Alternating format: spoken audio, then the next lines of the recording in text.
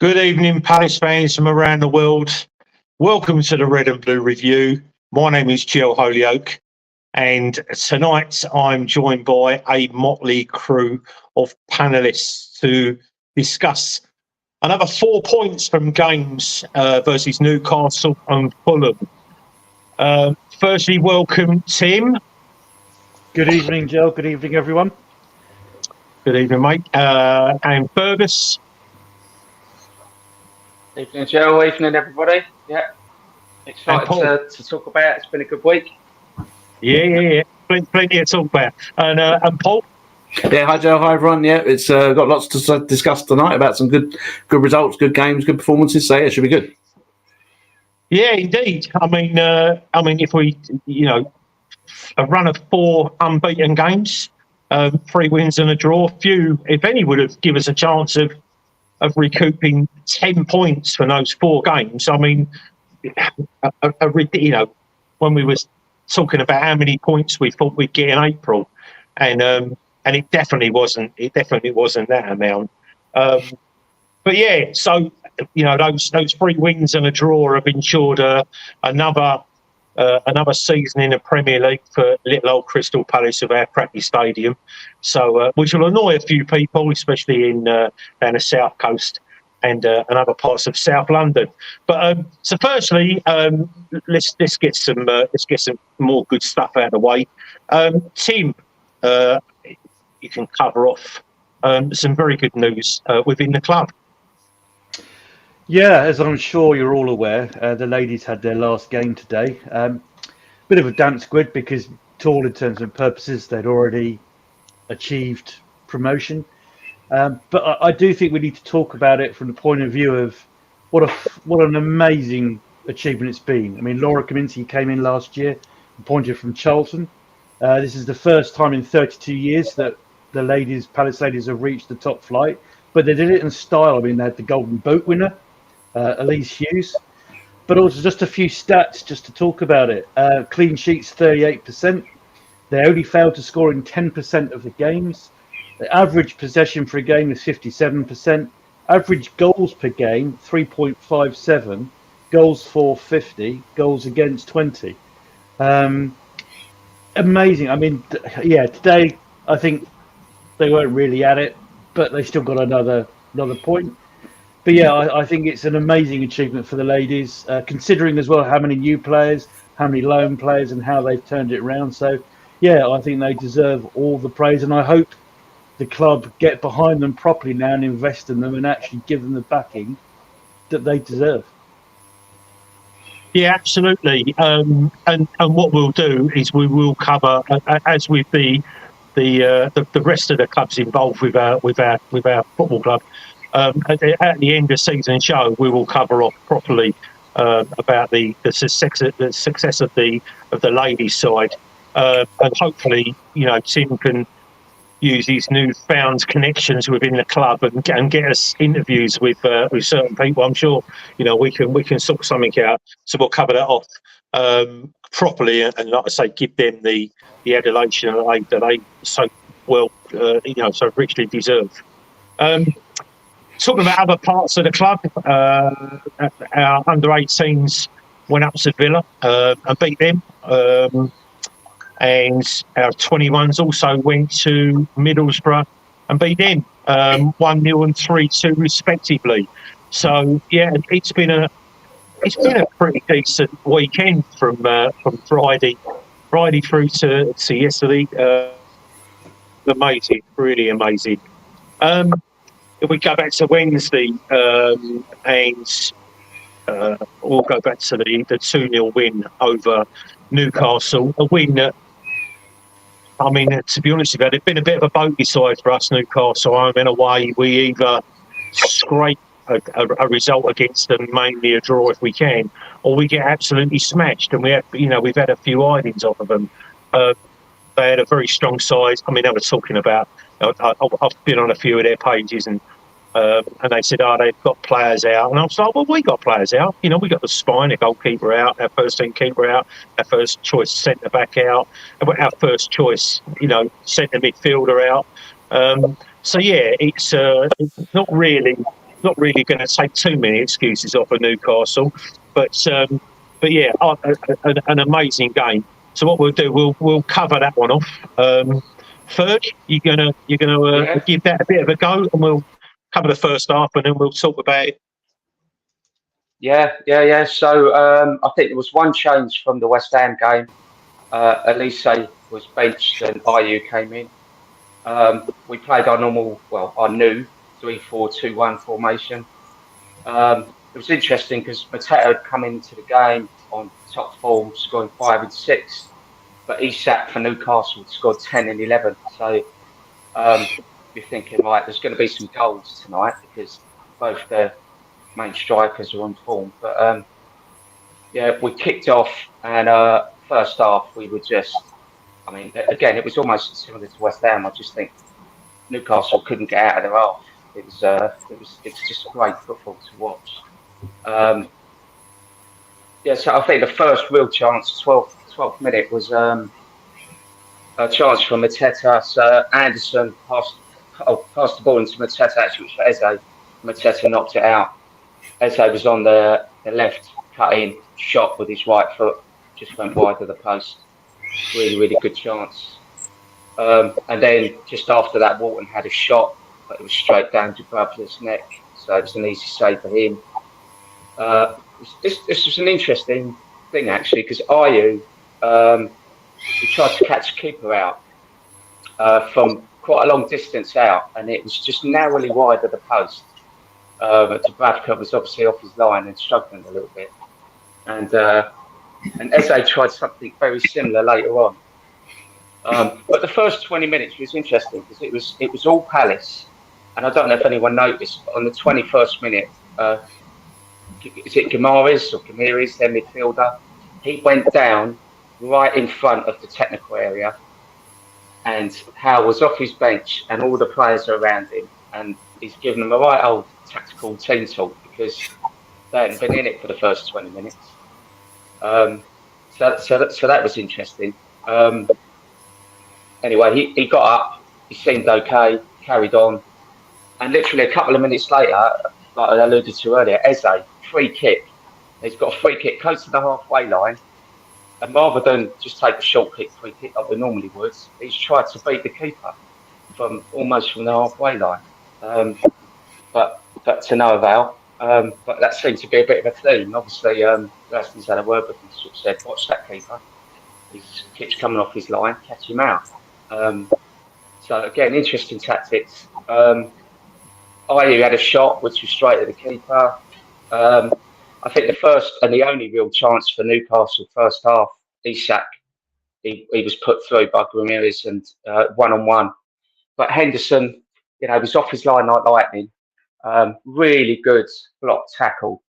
Because he's bearing down on goal, and you're thinking, "Oh my God, here we go." But yeah, great tackle. I think a lot of the commentators and team, when you watch it back, they were suggesting that, was it a penalty? Wasn't it a penalty? But I think they all, Newcastle rose tinted glasses on. But it was a great tackle, never a penalty. And then I think Mateta was put through by Walton just after that. He was offside, but almost a fantastic finish. Smashes the ball against the crossbar, bounces out, and you're thinking, "Oh my God, could have been a great goal." But then the flag goes up, so wouldn't have counted anyway. And then just after that, Eze, he broke into the box, and there was 2 or 3 Newcastle players around him. It was really difficult to see which one had the final touch, but he got brought down, and it went to VAR, and VAR looked at it and said no penalty.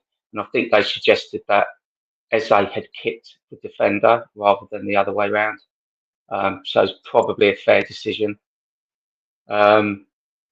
Yeah, and I think that was it for the first half. I don't think there was anything. I think there was 2 bookings for Richards and Ayew towards the end. And the interesting stat was for Newcastle, their XG was 0.1 for the first half, which I think is the lowest they've ever had against the team in the Premier League. So that says a lot about the new style of play for Palace. Yes, Joe, you wanted to come in. Well, I think what Glasner's done is identified players that can hurt us, and it was pretty much what the Premier League had done to Wilf in previous years. You stop Zaha at all costs, and you stop Palace. And I think the same is with Newcastle. You stop Bruno, and you basically stop them as a team, because he's the creative player within their side. But Paul, was you at the game? Yeah. Every game, yeah. Yeah. So I mean, was it blatantly obvious that every time Bruno got the ball, that Wharton or Hughes was on him immediately? Yeah, I mean, he was obviously we highlighted him as I actually had money on him getting booked the other night, because he's been on for the last 10 games he's been on a 2-game ban threat, and he's managed to somehow stop himself getting booked, which he gets booked every game. And I was expecting the minute he was free from that, which he was the other day, to get that. But it was us, as you say, it was us going after him rather than the other way around. And yet you cut that off. We saw Newcastle take Spurs apart the week before with Gordon and Isak, and it was Bruno pulling the strings there. And as you say, you stop him, and that's a large chunk of their creativity gone. So yeah, it was a good tactic, and it shows our new style. As I say, if we'd have been under Roy, they'd have just been told to sit 10 yards off him and just stand and not let him get past. But here, as you say, Joe, every time he got the ball, someone was on him. He had to get the ball away, and yeah, it was another energetic display. And it was as Ferg says, it was probably as controlled a first half as I've seen Palace play for a long time. They didn't hurt us at all, and that's just a testament to the way this team is progressing. Because normally, as you say, you're chasing and whatever, but no, we looked in complete control all game. I mean, I didn't even notice Klein was playing because he was so unneeded. And yeah, we were just causing them problems, and they couldn't live with it. Yeah, I mean, I want your view as well, Tim, in a second. But I just would like to hear from everyone in the comments about the way that we're now, we're closing down in the same fashion for a lot of the game now, not just certain sections, like Gallagher did. Do you remember when Gallagher did it, and then he encouraged other players to do it, and it made us more energetic. Tim, are you finding that in 10 games that Glasner has been in charge, that we're more energetic, that we are closing down? It definitely seems to be the way. I think Graham, hi Graham, hope you're doing better, by the way, mate. Hope you're okay. But I think he makes a very fair point in the comments. He said, I really think the key is that the players are enjoying the new style of play. I think there's so much to that, because with the best one in the world, a manager can tell his players how to go out and play, but they're not going to do it if they don't buy into it. They're not going to do it if they can't see a benefit. And I think, like Ferg was saying, even Glasner said after the game, Newcastle game, he was actually scared of how well we were playing in the last 30 minutes. And how can they keep this up? And you can see that the pressing now, it's not just one or two players that are pressing. You can see the team are doing it in banks of 3 or banks of 4. I mean, we'll go on to the Fulham game later. You could see Fulham could not get that first half. They could do nothing. It was the same as a Newcastle game. So I think it's brilliant to see that these players under Roy who wouldn't do it, look how well they're doing it now. Yeah, absolutely. We'll keep an eye on the comments and get them. We'll bring some of them in a second. And just going back to, we'll go to the second half in a second, Ferg. But what you said about 20 minutes in, and Eddie Howe calls his players over, like proper. Looks like he's giving them a bit of a bollocking, and saying sort it out. And it's a bit strange that the same thing happened yesterday, which we'll cover off. But same thing happened yesterday.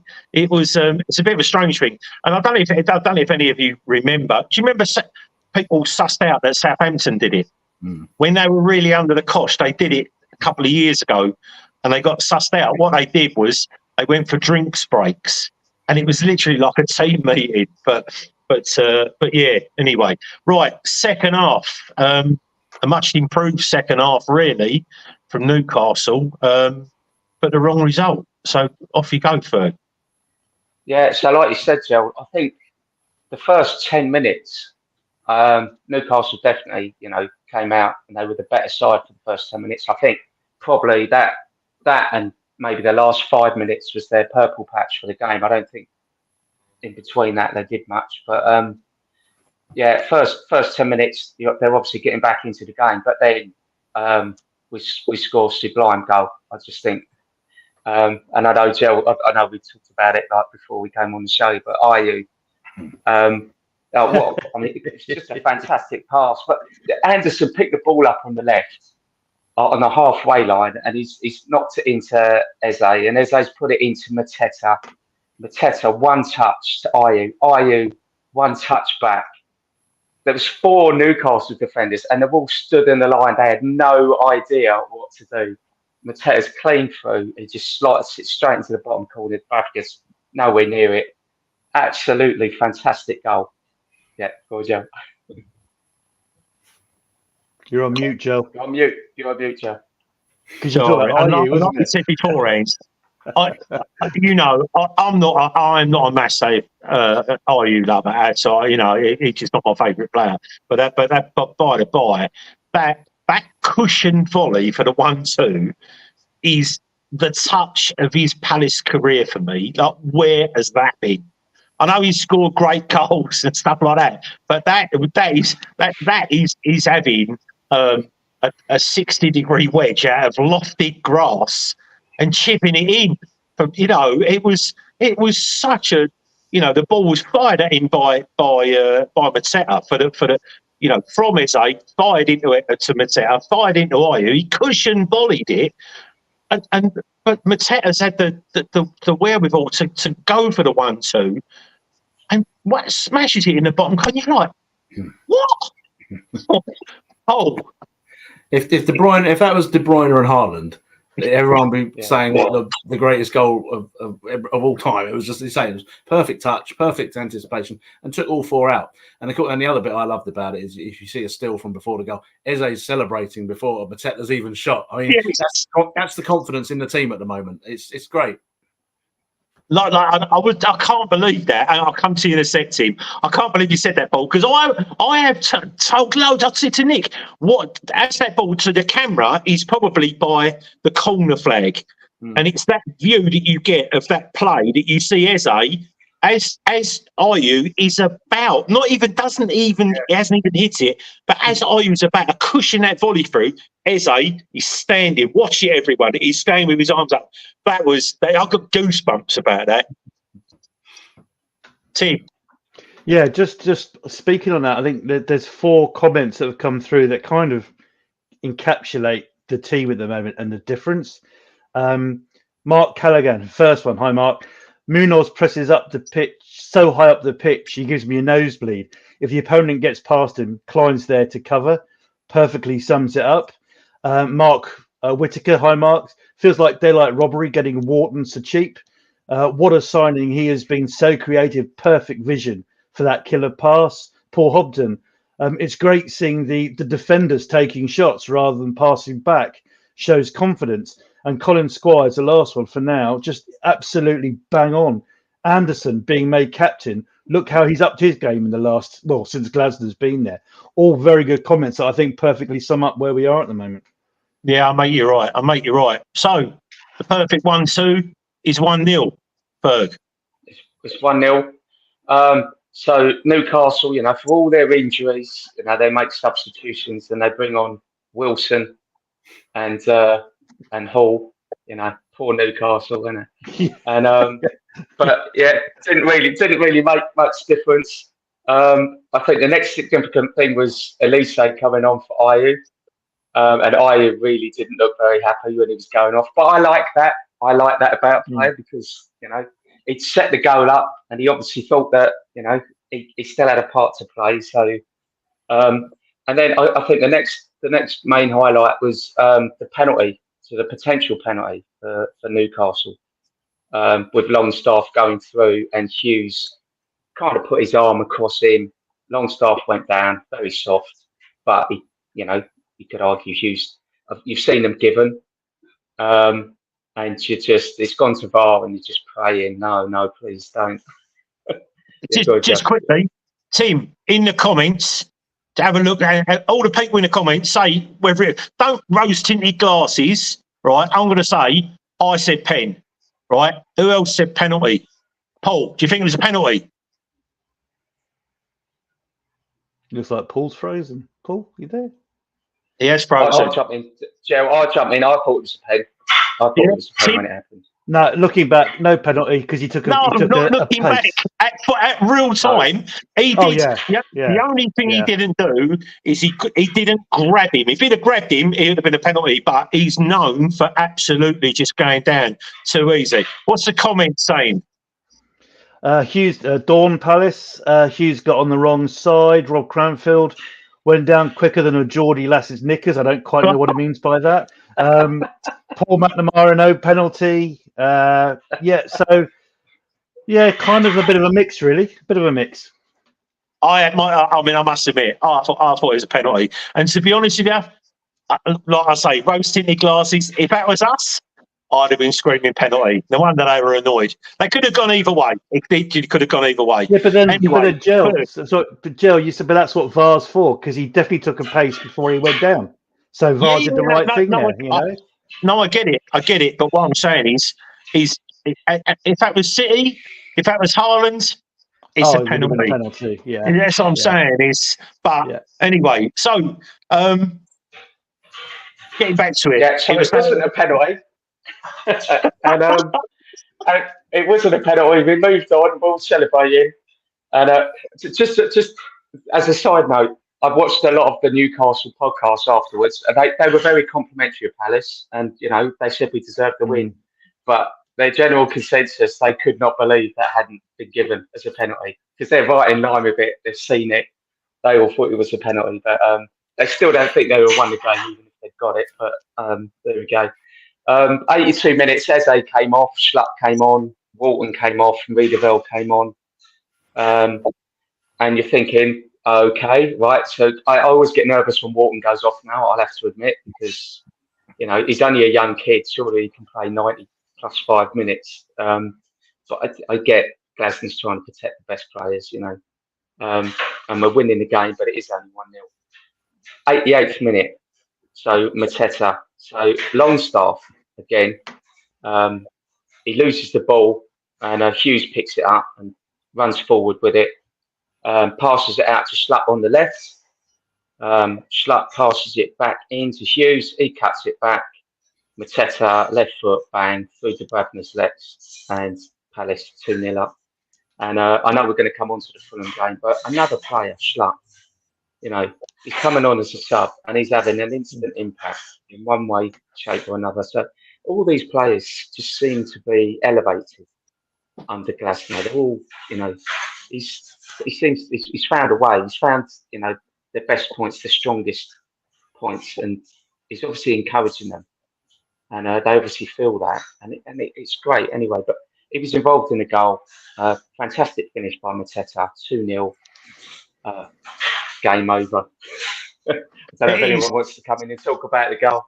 Yeah, and 2-0. I mean, I thought it rather flattered Newcastle. To be honest with you, I think our last, few results. I mean, the West Ham game could have been.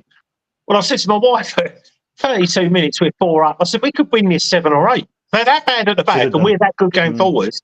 But I mean, as they could have had 5. If he'd have had his proper shooting boots on against West Ham, he could have had 5. If he'd had his shooting boots on, again against Newcastle, he could have had 2 or 3. But anyway, what he does really well. So yeah, a 2-0 win against Newcastle. Did you think we was going to get that, Tim?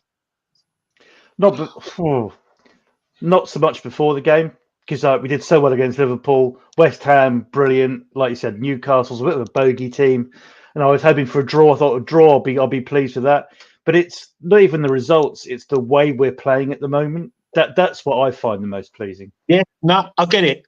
But Paul, so I thought maybe another game's so close, and another high intensity game, which we're going to have to beat Newcastle or to get any kind of result against them. That's what we would have been. Are you surprised that we didn't? The Premier League's always moaning about too many games, and when we had 3 games in a week, were you surprised at how the intensity was kept up? No, I don't. Not for the Newcastle game. I think as we'll venture on the Fulham game shortly. I think you could see it was playing in the second half of Fulham. It was telling a bit, but I think 2 games in 4 days should, especially when you're on a roll. You tend to not be quite as tired when you're playing that well and you're winning. But again, it shows the whole different in mindset in this team now, because under Roy, with 10 minutes to go, probably with half an hour to go, 1-0 up, we'd have sat back, we'd have invited. We were still trying to get that killer goal, and that's the whole difference, the mentality in this team. And you keep putting the pressure on the opposition, and it pays off. And you grind them down, you make them do the running. They'll be tired, so yeah, you're going to be better off like that. But so yeah, I think for the 2 games, it was an amazing effort. And again, I think we always used to criticise Roy about subs. I mean, yeah, he's taking Walton off, he's taking people, he's keeping people involved. They know they're going to get on the pitch. They know they're going to get a chance to shine. We're going to get fresh legs. He's using 14, 15, 16 players the game. And I think that's paying off, to be honest. And hopefully will pay off in not getting the silly injuries that we've had for overplaying people. Yeah, mate, you're right. And you know what? That point that you said about, 2 games in 4 days, Gary Lineker came out of a really good point. I watch his podcast, which is, with him and Shearer and Mika Richards. And I remember Shearer and Lineker said that when you're winning, you just want to play football, and you don't care whether it's a Saturday, a Wednesday, and a Saturday. You just don't. You just want to play football. So there does seem to be a lot of it.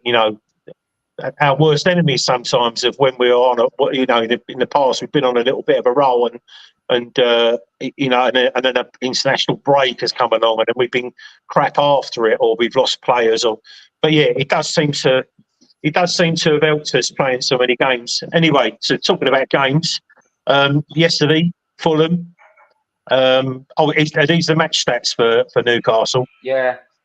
I was just going to say, Jill, Well, go on in, read them out, mate. Yeah, so I mean, they had slightly more possession, but we had 20 shots to their 7 on target to their 2, 7 corners to their 2. And was up until the Newcastle point, we still hadn't scored direct from a corner, which is a bit frustrating. But there we go.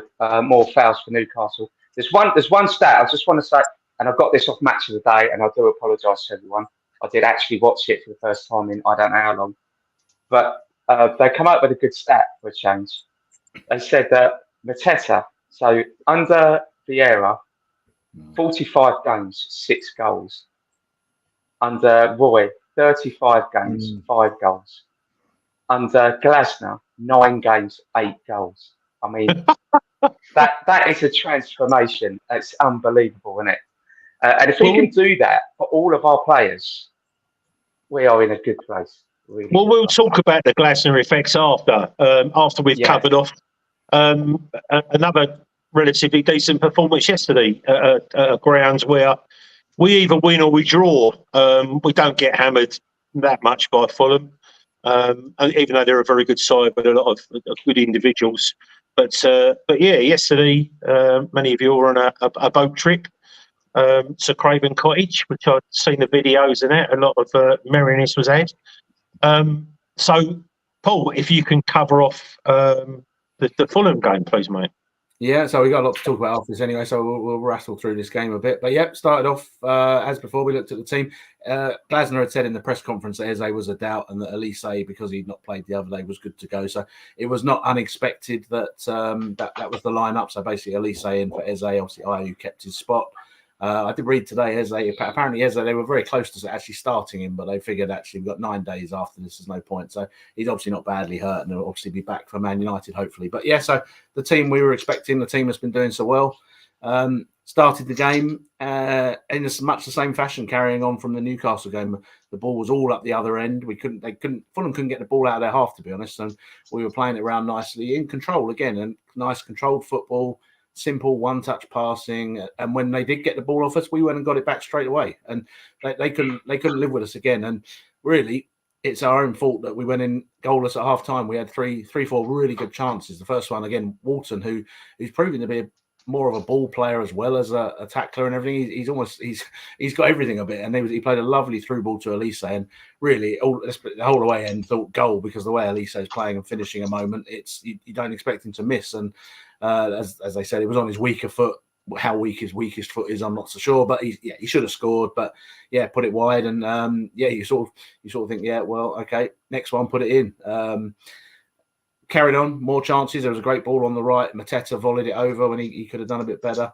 We then got a free kick, which Elise swung in. Richards again probably should have done better with the header, but put it over. And so, yeah, for the first 35 minutes, as I say, Fulham were on the rack, and it was just a matter of time before we got the goal. But as always in Premier League football, the more chances you don't take, it gives the opposition confidence that we're not out of this. We can still get it. And they finally got in a half, to be honest. And they had one little chance with Muniz, who's a bit of a handful. He scored a lot of goals recently.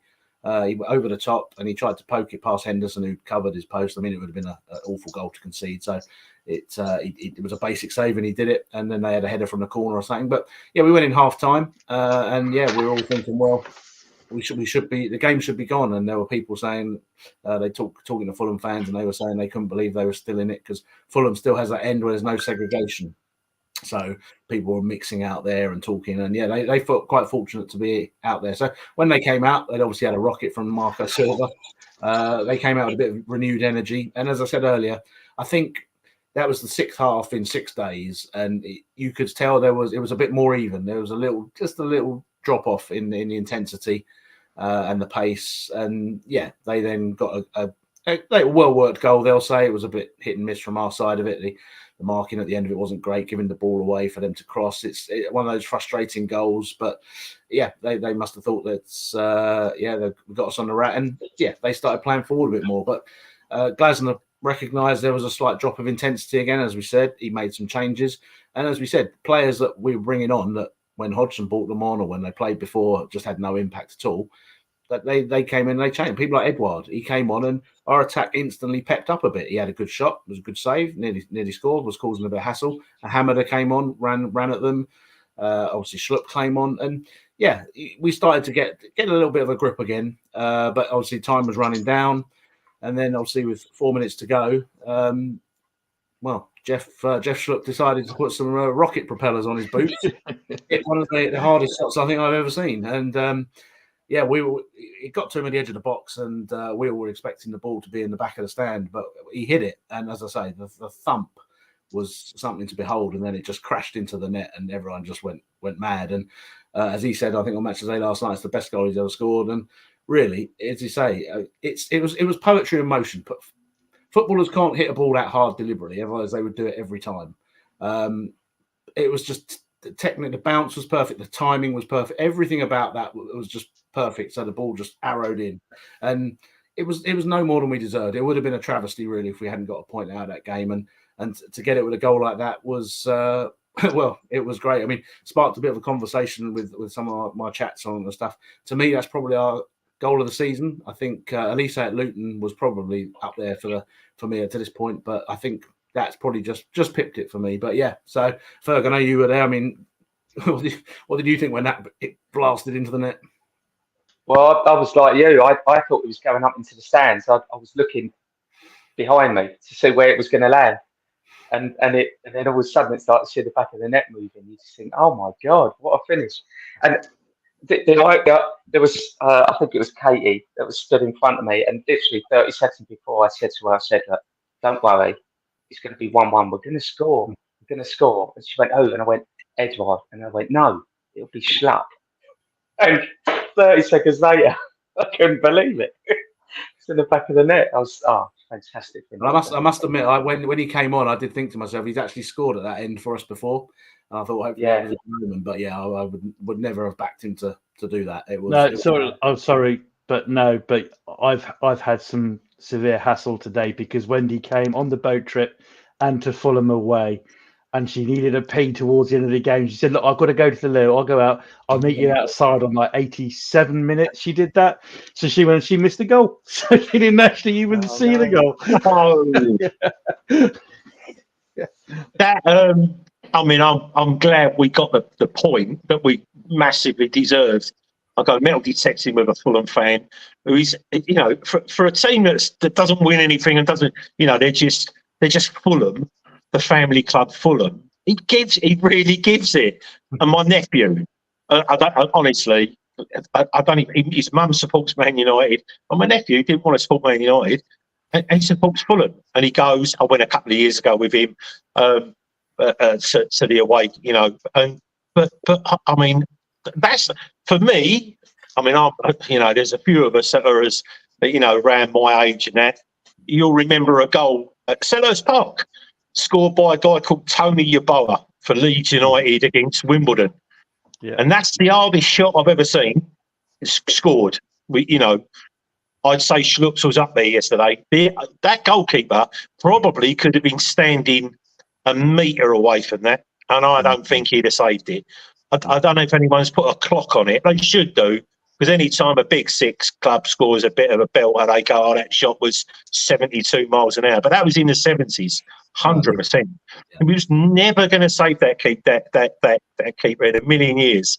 And again, a lot of us have turned around and said, Schlupp this and Schlupp that. And once again, it's like up yours from him to us, and very valid. But yeah, I mean, screamer is an overused word, but definitely not in that case, Paul. No, I like the headline in the paper today. It was this unbelievable, Jeff, which I thought was about right. But yeah, it was like a bullet. And I'm not his biggest fan, as people on here know, but you have to give him credit. He's come on in the last few games and he's impacted it. He set the goal up at the second goal against Man City, which was a consolation. He had a part in Mateta's second goal the other day. And this is what we've always wanted from these players. You want people coming off the bench and having an impact. And as we say, it's the Glasner effect. He's got players bought into this thing. I saw he said the other day, Mateta, you need players to, as Tim, I think, said earlier, we've all said, you need players to want to do that. And Mateta's ringing people up and saying, can I do this in training? Can I do that? So we're going to cover this off. We're going to cover the Glasner effect off in a minute. Just quickly, I just saw John Knox. He said, did you see Adam Wharton's reaction? I think he went like that, right? Yeah. Almost exactly the same as the England fast bowler with the catch that took in the slips off of him. Broad. There was an England fast bowler, I can't remember his name, and in an Ashes game a few years back. That's the wrong spot, Joe. No, it was a catch, but he did the same thing. Oh my God! It was one of them moments where people that are involved in the game, even people involved like Wharton, is like, oh my God! I don't, and you see him. I think the guy could score himself, and he would. It's a goal. Yeah, right, lovely, thanks. Let's get back to the halfway line. He doesn't seem to be the person that's. It's great how many head-in-hands moments we've got. There's a picture of Eze doing his scissor kick against West Ham, and the ball boy on the side of the pitch is sat there like this as well. It's great. I don't think I've said, "Oh my God," about Palace as much as I have in the last 2 weeks. You just go like the Liverpool goal. I just went, "Oh my God, 21 passes! Oh my God!" Like, and the thing is, because it's such a run. And we've beaten the teams that have been involved in, running for Europe. They've been big games. We've beaten big teams. I think what it's done, it's gained traction. And when things gain traction once you're in the news, sometimes it's hard to get out of it for either the right or wrong reasons. But ours is all for the right reasons. And it seems to be a lot of players or a lot of people are now taking notice of what we're doing. And it's in the style. I mean, the one-touch football is ridiculous. Tim. And look at the players we've still missing, not from our main team, and we're still playing like we're playing. Yeah, so. I mean, we've already said that. When you've got the spine of Johnston, who was our first team goalkeeper, and then Gay, and then Decore, and then we've had Lerma out as well. I mean, that's four players that probably would be playing. They would be in the first team if they weren't injured. So, I think yesterday, Joe, what I liked about it was. That's the first time we've gone behind in quite a few games. Yeah. And we played 3 games in a week. And we did look tired second half. We did look like a team that had played 3 games in a week. But we just never gave up. We just kept on going. Fulham had a little bit of a purple patch. And then that last 15 minutes, you're just thinking, yeah, but we're going to get a goal there. We're going to get a goal. They just didn't give up. And that's another thing that I noticed yesterday that I really, really enjoyed watching about Palace was just, we don't do you know where deserve to that lose comes this game. from? We're not going to lose. Do you know where that Yeah, comes yeah. from? That comes from team spirit. And that case, Jeffrey Schlupp, he said in his interview, he said, you could tell we didn't want to lose that game. We weren't going to lose that game. And that's team spirit, and that comes from the manager. Yeah, I make you right. I mean, it does, but it also comes with everybody being involved as well. That's the thing. But let's get on to, because we've used it, we've paraphrased it 2 or 3 times already. Like, the Glasner effect. I'll tell you what we do. We'll cover just quickly, Paul. Cover off the stats from yesterday. Yeah, well, again, similarly to the Newcastle game, we had just slightly less of the possession, but we dominated the shots on targets, the corners. Yeah, as I say, it was another very good performance, and if any team was going to win it and deserve the 3 points, it would have been us. And yeah, as I say, it shows we're not scared to go and play our football. Yeah. Do we have the Premier League record for the least amount of shots in 4 or 5 games in a row or something? Yeah. 34 shots in 2 games, the last 2 games. 34 shots in 2 games. It's ridiculous. But anyway, so the Glasner effect. So I'll start it off, and then again, I'd like to have people in the comments as well. Klein. Now, and I'm going to blow my own trumpet here, because I have said this for years and years, that my dream set up at Palace was 3-5-2. I always thought that 3-5-2, I saw Alex Ferguson play, and if it's good enough for Alex Ferguson, it's definitely good enough for us. But whether we've had the players to actually do that in the past or not is a different thing. It now definitely looks like we do have the players. Nathaniel Klein usually gets the ball, shits himself with it. He either wants to go sideways or backwards, or he loses it. He has been a revelation in the last few games, I think he's basically under orders of do not pass backwards.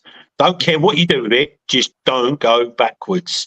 And even though he looks very hurried, he looks a different player under Glasner.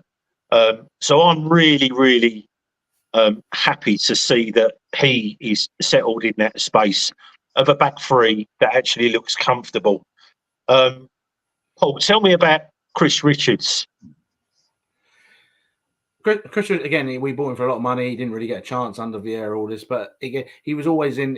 I think he plays in a back 3 in Germany. He was always the 3rd centre back, never got in, and he was the reason I think a lot of people said we should play 3 centre backs when things weren't going well last year with Hodgson and all this sort of stuff. You've got an international player who's played in the Bundesliga, sat there, and put him in there. And again, I think the key of the whole system, and I said this when it first came in. Daniel Munoz is the key to this whole system. You can play wing backs, but if you've got Joe Ward or Nathaniel Klein on the right wing, as good as they are at their defending, it doesn't work. Munoz is everywhere. He's all up and down the pitch. And as you said earlier, Joe, when you have a player like that, it's infectious. It gets the rest of the team going. So when he's up, down, on the left, on the right, like Gallagher, the whole rest of the team do the same. And people like Hughes and Walton, all these people, they're buying into this. And when you've got Munoz going up and down, you don't need a winger, which means you can move Elise in a bit. So same on that side. So you've got your 3 up front now rather than one lone front man with 2 wingers stuck out. And we're now even getting Mitchell, who's always been a fullback. He's being told.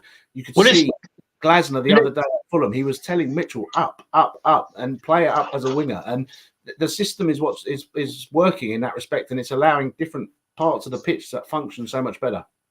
Well, let's eulogise about players individually rather than trying it 3 or 4 at once, because I think that what we've done in the last 6 weeks or so, especially the last 4 or 5 games, deserves to be given the credit. Ferg. Yes. When it comes to no, well, do you know who I was going to give you? I'm not going to, because I'm going to, because he's a favourite of mine. But sort of, I'm going to give you Mateta because you've done the stats on him, all right, about his games under under Vieira, his games under. But I always, he reminds me a little bit of Benteke, right? Without the yellow cards. Every time Benteke went up for a header, he seemed to get a yellow card. Mateta seems in a game now where you can hardly touch anyone because they'll die screaming on the pitch and you'll get cut. You know, he doesn't seem to get. He smashes people. Well, I mean, he's always been egg, but his touch now, he's definitely changed. Yeah, I mean, I think Benteke. I think under when Benteke was playing, it was probably high balls, and he was jumping up with defenders and their elbows and heads and stuff like that. Mateta, we're playing a different style of football now. I think we're playing it into feet. He can hold the ball up really well. I mean, that's definitely improved. The players that he probably didn't have under Vieira or Hodgson supporting him. So when he gets that ball, he can knock the ball off, like the Ayew Mateta goal against Newcastle. He didn't have that. So I think he was a little bit frustrated. But under Glasner, that's all changed. That high press, he's got options. He can hold the ball up. He can lay it off quickly, and he can go. And he knows that he's going to get the ball back. And he's finding those positions. He's found an extra yard of pace from somewhere. I don't know from where, but the whole team looks fit. And I know there's lots of people in the comments that have said, the whole team in general looks fitter. But Mateta, for me, when he broke clear against, I think it was Liverpool, and he ran down and he was unlucky and it was cleared off the line. The goal he scored against Man City, these centre backs for Man City, they're not like noddy defenders like you might be playing Luton or Burnley. These are top quality defenders, and he's found extra pace from somewhere.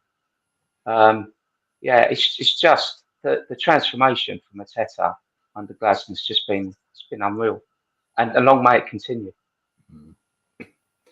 Oh, there's an enjoyment about Mateta's game you can see as well. It's a confidence. He's scoring goals. He's enjoying. There was a moment the other night at the Newcastle game, just down in front of me. We had a throw on, and Dan Burn was marking Mateta, and it was hysterical really because Mateta was rolling round in one way, rolling him round back, and Dan Burn was just looking at him, thinking, "What are you doing?" It was quite comical watching it, but he just wouldn't stand still on him, and he wound him up so much the ball came in, and sure enough, Burn fouled him. We got the free kick and everything. And as I say, he's as I said earlier, he's asking people to do stuff in training, and he has a freedom which I don't think he had under Roy. He was told to stay in the middle, do this sort of stuff, and like all the players, they're thriving under this, and it's great to see. And as I say, any striker who's scoring goals will be happy. And yeah, as we say, Ferg, long may it continue. And he's getting the supply, and he's getting the plaudits. I think we've lost Gel, so I'll pick it up. What I should have said was he's fantastic. Is that what he says? Fantastic. Into the camera. Yeah. Tim, what do you think about? Let's pick Hughes under Glasner. How do you think Hughes is? I'm so happy to have to eat massive humble pie over several of the Palace players over the last few weeks. Mateta one, Hughes being another. There was a period of time not so long ago where a very useful squad player, but he was making mistakes. He seemed to be off the pace a bit. He didn't make the right decisions. But the last few games especially, his mop-up play, even his going forward play, his hunger has really helped us out. So I think Hughes has definitely improved, whether it's fitness is part of it. But again, whether he's buying into what everybody else is buying into. So I think Hughes has definitely improved. He was man of the match against Newcastle, I thought. He was just absolutely awesome. Yes, Paul. Looking at some of the comments, it's quite interesting to see because it shows how well these fringe players are coming in and playing, because a lot of people are saying the last few weeks we've shown we can afford to lose Mark Gahey. Now, who would have thought we could say that a year ago? I mean, he's an England international player, and we're prepared to sacrifice him because people like Lerma have stepped back and gone in, has done a great job at centre back. Richards is doing a great job at centre back. Ward or Klein, whenever they've gone there, they look great. So the fact that we've got these players coming in, doing jobs to a level where we can say we can sacrifice a 70 million England international is testament to just how well they're doing and how well they're being coached, to be honest. Yeah, I mean, I've heard you guys talking about Hughes. That was going to be my next one, to give that to Tim, I mean, even to the point where, like you say, the fringe players, Gyro sat on the bench for months, and he's getting a chance, even though it's only late in the game. I think he is a good swap for Wharton if you want to bring Wharton off. But I mean, let's eulogise about some of the players that really have. I mean, we all know what Eze can do. Eze is special. I mean, we have discussed who we think is more important to the team. Eze or Elise, and although Elise does give us some. It gives us something. I can't put my I don't think he can do it all on his own. That's the thing. Elise is very much a team player, but Eze seems to just be able to do everything on his own. He's got quick feet. He's got a great turning circle. He's strong. I think he's an amazing player. And I've said for ages, and I think he is destined for greatness. I really do. But I think Wharton, and again, I heard Wrighty say something today about but I think Wharton is a Rolls Royce. I've said it before. He is absolutely I reckon he's going to be one of the best 20 million quids we've ever spent. He is an unbelievable player, whose calmness personified. His accuracy and being able to read play and set up play is almost akin to what we've not had for either a very long time, if ever, Paul. To look as at home as he does after just 10, 11 Premier League games, it shows what a quality player he is. He's settled. Some of these players you bring up from the Championship, they need a couple of months to get to the pace where he's stepped in, he's taken the mantle, and he's thriving on it. As you say, as we said earlier, he's creating. He's not just a stopper. He's doing everything a Premier League midfielder should do. And as you say, for £20 million, I think we're going to look back in the future, and that's going to be just an absolute bargain. Just on that, Paul, 22 million or whatever we paid for him, he's worth 80 now. Yeah. As you say, he's only played 10 games. He's something else. He's a future England midfield player, isn't he? Yeah. He's class. So one player I do think we need to talk about, though, is the Henderson. Looking in the comments, there's quite a few different people that have been having to and throws back about our goalkeepers and do we need to replace Henderson? How do I mean, I've got my thoughts on Henderson, but I'd be interested to know what the rest of you guys think of him and compare it to what guys in the comments say. Luckily, Joe's on mute. yeah, probably. So as he's on mute, I'll say I think he's a good second choice keeper. I think when Sam's fit, Sam will play, and we've obviously got budgets to stick to, and we want to buy players around the squad. So to me, if Sam's fit, Sam's going to play. He's the better goalkeeper, but he's a good second choice goalkeeper because you're going to spend 30-40 million to get a better second choice goalkeeper, and I'd rather spend that elsewhere. Yeah, I agree. I definitely agree with that. I mean, I've been critical of him of late. I mean, I thought the 5-2, helped him out. West Ham. I thought the first goal he bottled it. If he'd have come out, he gets it. He doesn't. That is not a goal. And then obviously takes his eye off it, and he has a real howler there. If we're leading 2-0. And then that happens, and they get one goal back. We're under huge pressure. I know there's no point, but if we're going about goalkeepers, then I would prefer Sam in goal. But having said that, I thought the last couple of games he has done well. And the only thing that frustrates me, and I say this all the time to Nick, is that when Eze's playing, Eze's clever enough to not stand still when the goalkeeper gets the ball. And he's quick enough to be able to get out to the left. It's the player, and he allows the other team to set up. And if he was a bit further, like when we got caught out against Arsenal, David Raya bowls the ball out, big time to the right-hand side, they cut in, the ball comes across and they score. Arsenal scored their fourth goal against us or whatever. I think that's It's hard to be critical when we're on such a, when we're playing all right. But to be, I prefer Sam in goal. He seems to buck the trend of the current goalkeeping philosophy. Seems to be you don't have to be a very good goalkeeper if you can use your feet. Whereas he seems to be the opposite. He's not that good at distribution, but he's actually a very good shot stopper. He's a bit suspect. I think crosses. He doesn't command his box. I think he's a very good shot stopper. But yeah, he seems to be the opposite way. Other teams, it's all like people like Anana and Edison. They don't care if they can save shots or not. They just want to kick the ball out. So, it's quite. But the thing is, he's young enough. Yeah, he's young enough to be taught to come for crosses. Come for crosses. You get bashed, you get a free kick. It's as simple as that. He needs to build up that confidence. You can see it just drain away from him sometimes. Yeah. But when he made that save against Newcastle, when 1-on-1, and he saves it, hits his chest, goes out for a corner, and he's like that, and everything. There's the usual fives on the hands and stuff. So he's definitely pumped.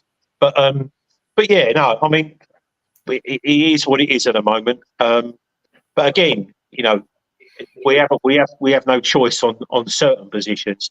So as long as it's not but anyway, I'm going to go to one more player, because I know we've talked about it a bit. And like I said, I've bashed him, and I've bashed him for years. But I think Ayew, once he sits down and reflects in the cold light of day that he isn't going to play a whole game anymore. Let's face it, there's two players that play out on the right-hand side, Jordan Ayew and Michael Elise. And I don't care who you are. If you turn around and say you want Jordan Ayew out on the right instead of Michael Elise, you need a punch in the face, all right? Because he is not better than him, but he is an admirable replacement either before or after. So if you're going to give Ayew 60 or 70 minutes, because that game warrants Jordan Ayew being out there and being ag, then that's what it needs. And if we're trying to protect Elise, but if we are desperately in need of points, we're chasing a game, you have to have Michael Elise. But it seems, and again, like you said, when he was bought off, the other game, he had the right on. You could see, and the camera had to get off him quickly because he was chuntering to himself. And I thought they better get off him because he'll be saying something that you don't want to see. And like you say, you like to see it, but go on, Paul. I actually think Jordan Ayew is going to be one player who will suffer with Glasner's system. In that, under Hodgson, he was always the outball. We needed pressure relieving. You gave it to him, he held it, he won a free kick. Now that this team is not designed to sit and soak up pressure, we're more on the offence, so we don't want to be stopped and getting winning free kicks and things like that.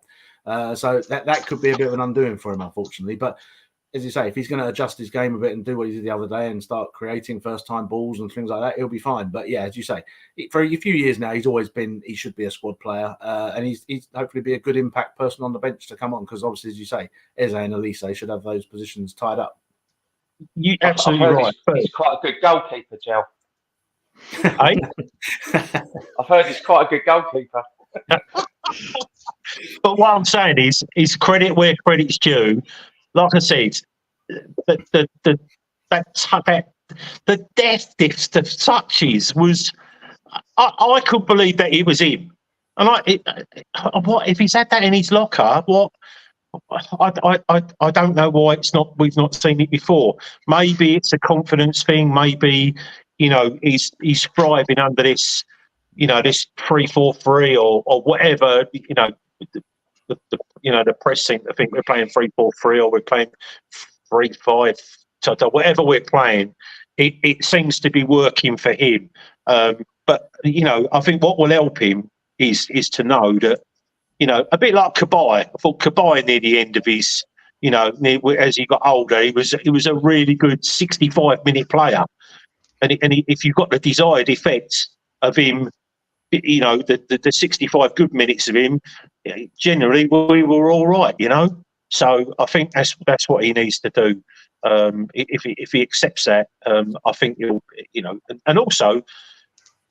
What we never had under Hodgson was we had, like you say, 12, 13 players, and that's why we were getting so many injuries. Now we're 16. We're 16 players. They're using all the subs, which is bringing other players that would never, that haven't had any minutes back into the fold. And I think that's that's only good for the team, good for the morale, good for players getting minutes. Ferg. I was just going to say, with all this positivity, we've got, when we've got players back that are currently injured, it's going to be really hard to pick a first team, isn't it? Because there's so many players doing so well. And it may be a controversial one, but what does that mean for our youngsters? The Raksakis, the Ozos, França, are they going to get an opportunity now? Or next season, does that look even more of a challenge for them to try and break into that first team? Yes, basically, yes.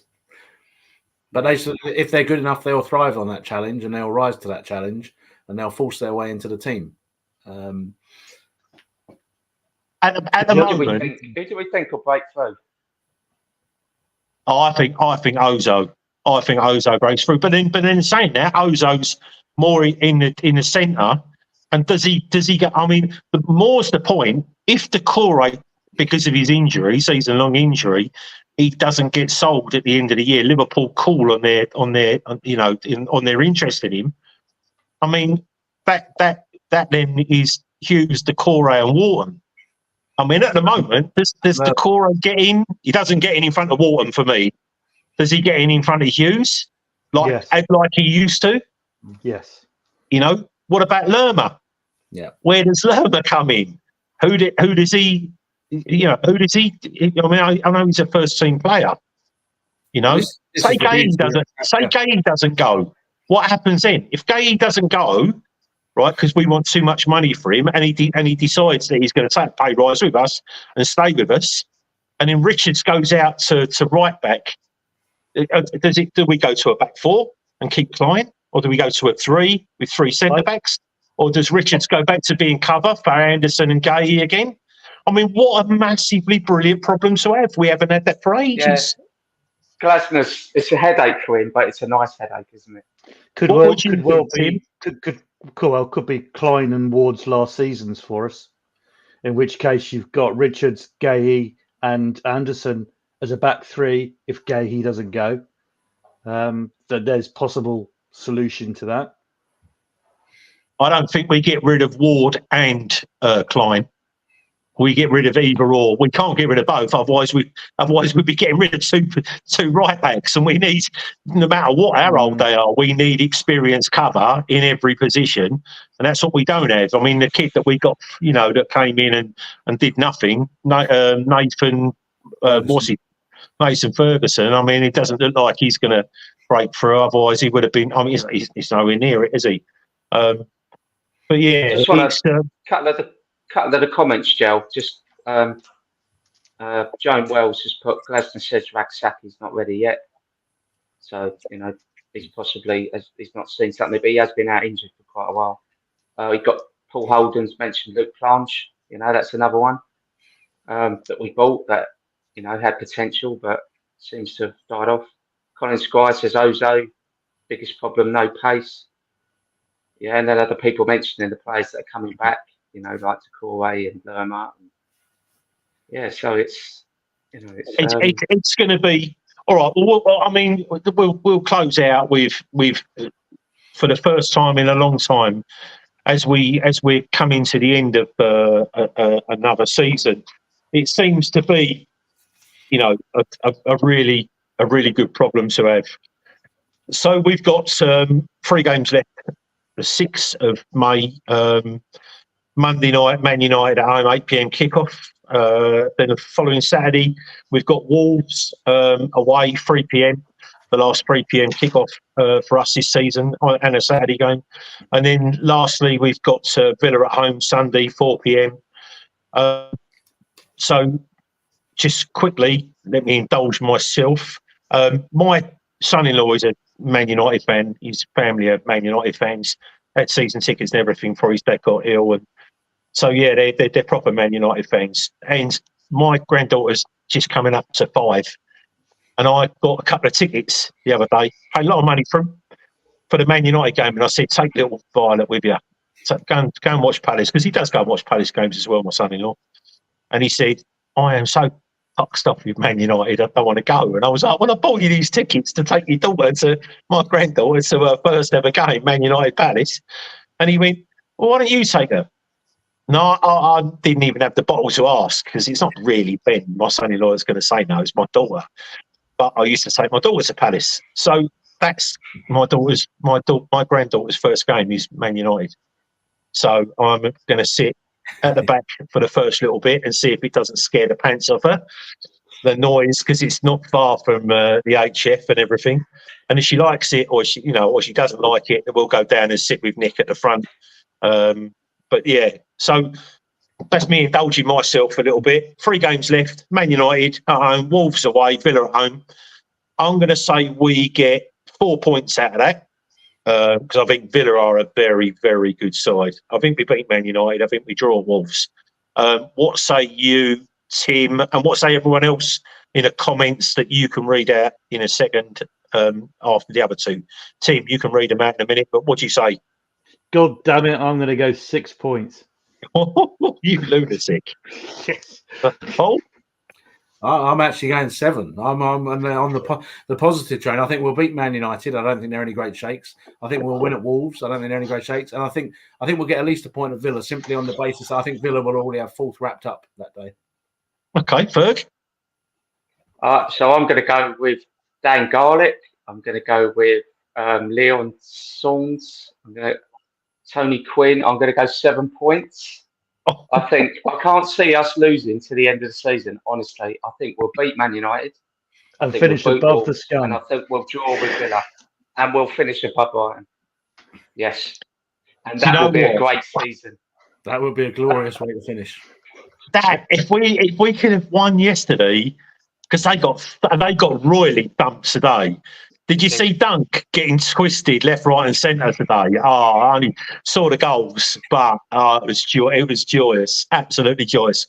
Oh, well, listen, we've had a slightly extended show, just crowing really about our success of late. It's been great talking to you guys. Thanks, Ferg, Tim, and Paul. And thanks to everyone for joining in.